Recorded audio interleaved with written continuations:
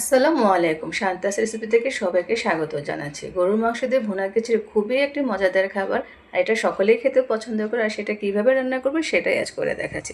শুরুতেই নিয়ে নিয়েছি একটি বড় কড়াই। কড়াইটা গরম হয়ে গেলে দিয়ে দিব আধা কাপ তেল। গরম তেলে দিয়ে দিব দুইটি বড় সাইজের পেঁয়াজ। পেঁয়াজটা ভালো করে একটু নেড়ে চেড়ে ভেজে নেব।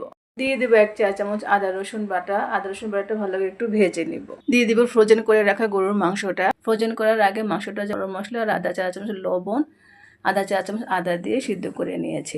দিয়ে দিব গুঁড়া মশলা 1.5 চা চামচ লবণ, আধা চা চামচ হলুদ, মরিচ, ধনিয়া গুঁড়া।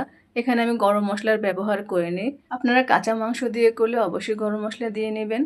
মশলা তেলটা উপরে ভেসে উঠেছে, আমি চাল দিয়ে নেব। আমি আজ সিদ্ধ চাল দিয়ে করছি, আপনারা চাইলে যে কোনো চাল দিয়ে করতে পারেন। আমি এখানে 2 কাপ চাল আর মুগ মুসুরি মিলিয়ে 1 কাপ ডাল দিয়ে করছি। চালটা নেড়ে চেড়ে ভালো করে ভেজে পানি দিয়ে দিব 6 কাপ।